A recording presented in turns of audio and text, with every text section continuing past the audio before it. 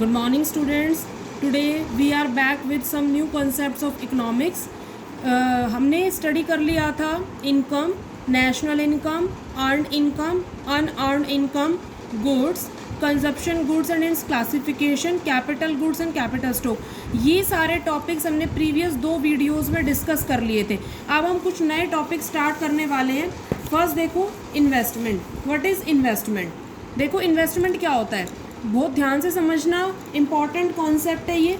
Investment accounts में भी आता है टर्म और इकोनॉमिक्स में भी आ रहा है. ठीक है. इन्वेस्टमेंट देखो क्या होता है, addition made to the stock of capital during a period of time is called investment. हम जो भी कैपिटल के स्टॉक में एडिशन करते हैं एक साल के अंदर ड्यूरिंग एन अकाउंटिंग सेशन, उसे हम बोलते हैं इन्वेस्टमेंट. ठीक है. It is also called capital formation.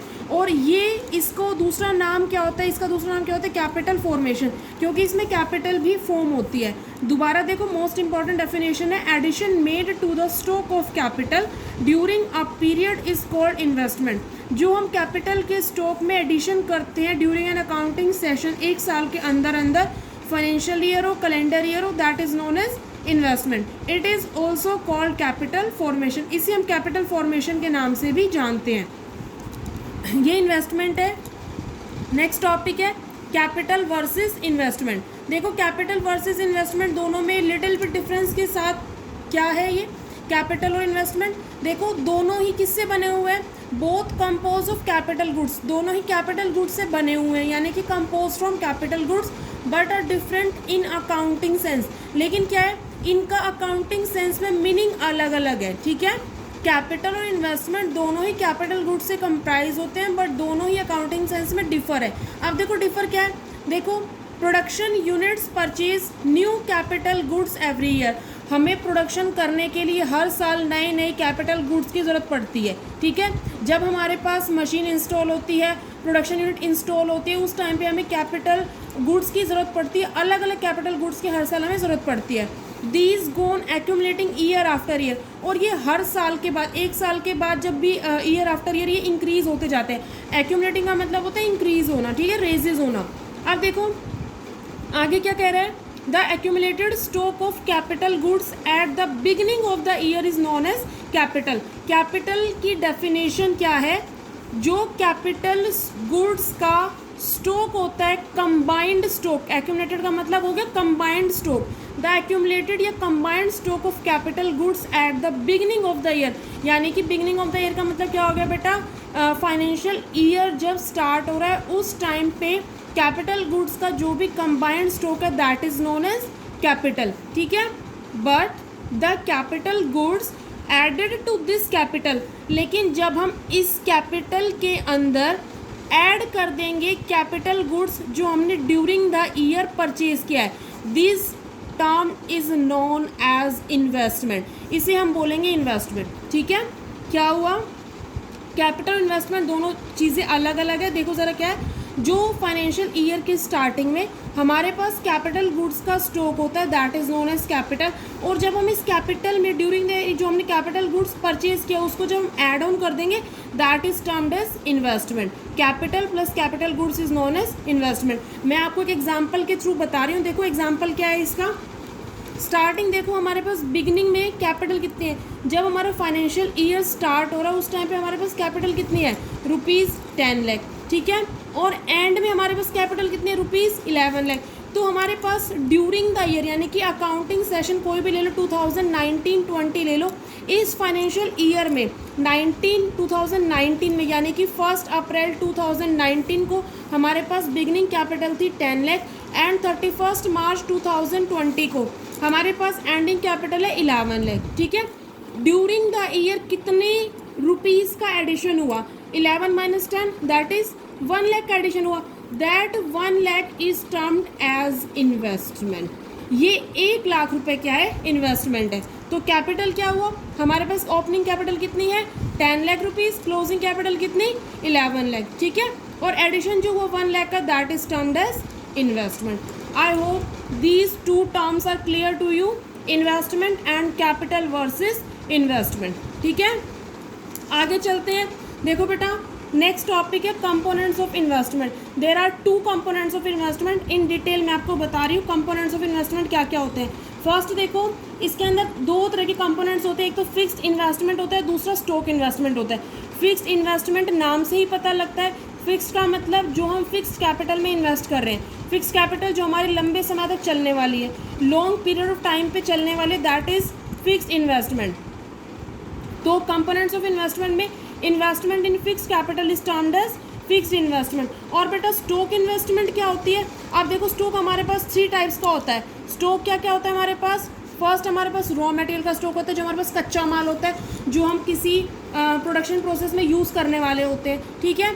उसके बाद जब हम इस प्रोडक्शन प्रोसेस रॉ मटेरियल को जो हम इस प्रोडक्शन की प्रोसेस में डाल देते हैं और वो आधा बनता है, that is termed as WIP, work in progress, यानी कि वो आधा बना हुआ है और आधा कच्चा है, ठीक है। और उसके बाद वर्क इन प्रोग्रेस से जब वो कंप्लीट गुड्स बन जाता है, that is FG, termed as finished goods, यानी कि अब ये जो सामान बन गया ये मार्केट में सेल करने के लिए तैयार है। और ये जो सेल करने के लिए तैयार हुआ, जो सामान तैयार हुआ है, इस गुड्स को हम 2 टाइप से सेल कर सकते हैं। ये तो वैसे अकाउंटिंग टर्म है बेटा, फिर मैं आपको बता देती हूँ फॉर काइंड इन्फॉर्मेशन। सेल कर सकते हैं हम कैश बेसिस पे और क्रेडिट बेसिस पे, ठीक है। अगर हम कैश बेसिस पे सेल करते हैं तो हमारे पास कैश कलेक्ट हो जाता है कस्टमर से, ठीक है। और क्रेडिट बेसिस पे सेल करते हैं तो हमारे पास डेटर्स क्रिएट होते हैं, और उन डेटर से जब कलेक्शन हो जाता है कैश का, तो उसके बाद फिर हम दोबारा से रॉ मटेरियल परचेज कर लेते हैं। ये पूरी प्रोसेस को हम बोलते हैं ऑपरेटिंग साइकिल, ठीक है। तो स्टॉक इन्वेस्टमेंट क्या हुआ बेटा? Investment in stock of raw material, मैंने अभी बताया, सेमी फिनिश्ड गुड्स या वर्क इन प्रोग्रेस, एक ही बात है, एंड फिनिश्ड गुड्स, इन तीनों ही स्टॉक में इन्वेस्टमेंट करना, that is termed as stock investment. और फिक्स्ड इन्वेस्टमेंट क्या है? Investment in fixed capital is termed as fixed investment. I hope these terms are clear to you. Investment, capital versus investment and components of investment. बेटा इसमें एक छोटी term आती है depreciation. वैसे तो हम 11th में अकाउंटेंसी में पूरा डेप्रिसिएशन का कॉन्सेप्ट पढ़ चुके हैं और आपको पता भी है व्हाट इज़ डेप्रिसिएशन। जो हम साल के दौरान हम कोई भी फिक्स्ड एसेट परचेज करते हैं, उसमें कोई भी टूट फूट होती है, यानी कि वियर एंड टीयर होती है, that is termed as depreciation. Definition के थ्रू समझो एक बार इसे, देखो, it means fall in the value of fixed capital goods due to normal wear and tear and foreseen obsolescence. It is also known as consumption of fixed capital. बेटा ये तो depreciation का दूसरा नाम है, कंजप्शन ऑफ फिक्स कैपिटल। अगर आपको कई बार पूछ लेते हैं, MCQ में पूछ लिया या फिर आपको वैसे कई बार क्वेश्चन दे दिया, डेप्रिसिएशन नहीं दिया जिसमें आपको ज़रूरत पड़ेगी डेप्रिसिएशन की, और उसमें आपको दे दिया कंजप्शन ऑफ फिक्स कैपिटल, डरने की ज़रूरत नहीं है, दोनों एक ही टर्म है, depreciation, consumption of fix capital एक ही टर्म है। अब डेप्रिसिएशन होता क्या है? देखो बेटा, it means fall in the value of fixed capital goods, यानी कि जो हमारे पास फिक्स्ड कैपिटल गुड्स है जो लॉन्ग टर्म के लिए यूज़ किए जाने वाले हैं, उनमें गिरना, यानी कि उनकी वैल्यू का कम होना, फॉल होना, डेप्रिसिएट होना, ड्यू टू रीज़न क्या है? नॉर्मल वियर एंड टीयर, छोटी छोटी टूट फूट होती रहती है। फॉर एग्जांपल हमने क्या किया, फर्नीचर परचेज़ किया, ठीक है, 2017 में फर्नीचर परचेज़ किया। अब आपने मान लो 1 जुलाई को परचेज़ किया था, ठीक है। अब नेक्स्ट ईयर जब आएगा आपका 30 जून आ जाएगा, 30 जून 2018 आ गया, 30 जून 2018 आ गया। अब उसमें क्या होगा बेटा, क्या वो फर्नीचर एज इट इज़ रहेगा? उसकी कुछ ना कुछ शाइनिंग, कुछ शो, कुछ तो कम होगा, हो सकता है थोड़े बहुत स्क्रैचेस भी पड़ जाए। तो 1 साल के अंदर अंदर उस फर्नीचर में कुछ ना कुछ वियर एंड टीयर हुआ, that is termed as depreciation. Clear हो गया? Depreciation means fall in the value of fixed capital goods due to normal wear and tear is known as depreciation. और इसको दूसरे नाम से भी जानते हैं, जिसको हम बोलते हैं कंजप्शन ऑफ फिक्स्ड कैपिटल। ठीक है बेटा, नेक्स्ट पॉइंट देखो ज़रा आपका,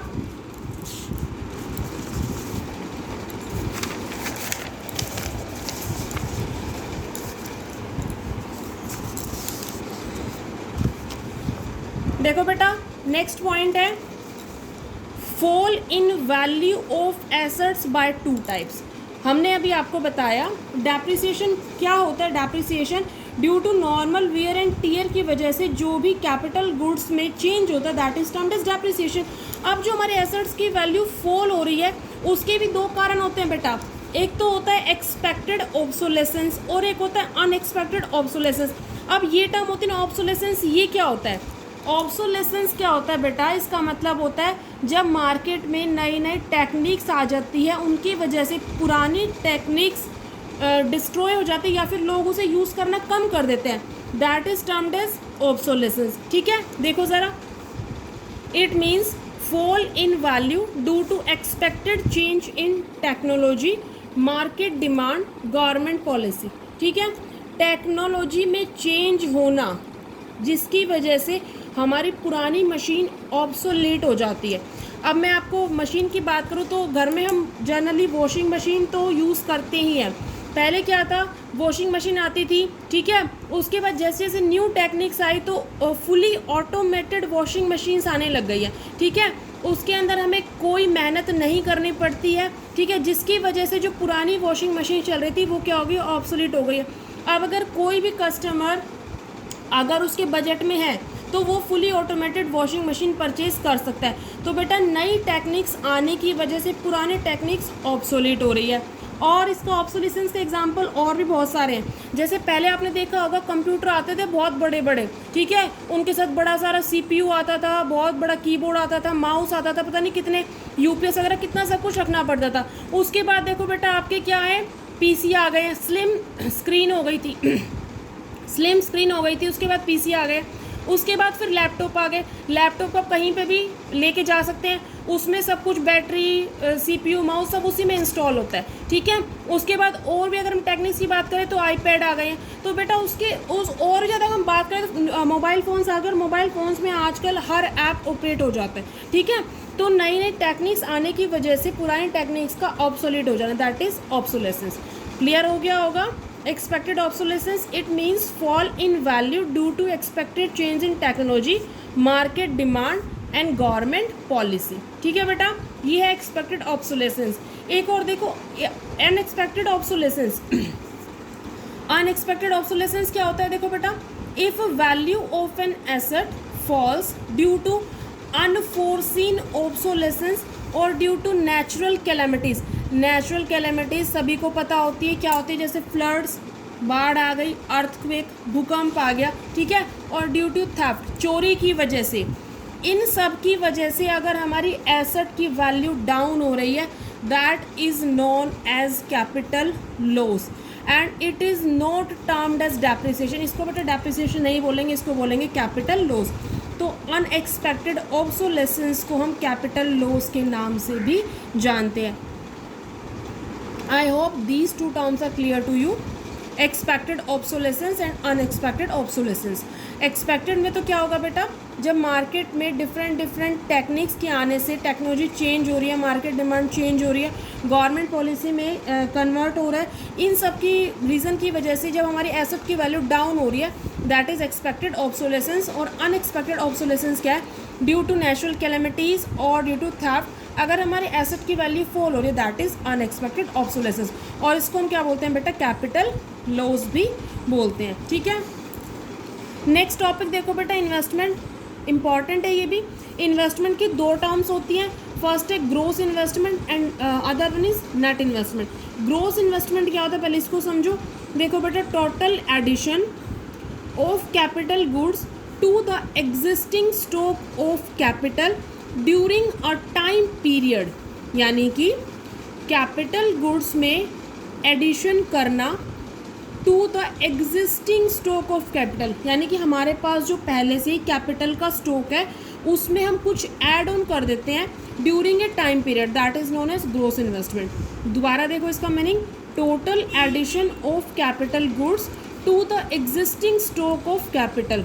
एग्जिस्टिंग स्टॉक ऑफ कैपिटल में हम कुछ कैपिटल गुड्स का ऐड कर देते हैं, that is termed as gross investment. ठीक है बेटा, नेट इन्वेस्टमेंट क्या होता है, it is a measure of net availability of new capital after taking into account wear and tear. बेटा ये टर्म हमने लास्ट अभी पढ़ी भी है, वियर एंड टियर को हम क्या बोलते हैं, डेप्रिसिएशन। ठीक है, तो it is a measure of net availability of new capital. हमारे पास न्यू कैपिटल की अवेलेबिलिटी हो जाती है जब हम डेप्रिसिएशन को कंसिडरेशन में ले लेते हैं। यहाँ पे देखो मैंने लिखा भी हुआ है, net investment is calculated by subtracting depreciation from the gross investment. तो आपका बेटा ये फॉर्मूला बनता है, gross investment minus depreciation is equal to net investment. Most important formula है ये। ग्रोस इन्वेस्टमेंट में से जब हम डेप्रिसिएशन माइनस कर देंगे that is termed as net investment. Gross investment दोबारा देखो, जब हम एग्जिस्टिंग स्टॉक ऑफ कैपिटल में कैपिटल गुड्स ऐड कर देंगे that is termed as gross investment. और जब हमारे पास ग्रोस इन्वेस्टमेंट आ गई है, सिंपल सी बात है, ग्रोस में से जब हम डेप्रिसिएशन माइनस कर देंगे that is termed as net investment. तो बेटा आज हमने इन्वेस्टमेंट के बारे में पढ़ा, डेप्रिसिएशन पढ़ा, ऑब्सोलेसेंस पढ़ा। इन सब में अगर आपको कोई डाउट है तो प्लीज़ कमेंट सेक्शन में लिखिए, ठीक है। मैं आपके सारे डाउट्स क्लियर करूँगी। ये आज का लेक्चर था। आई होप सब क्लियर हो गया होगा आपको। Thank you so much.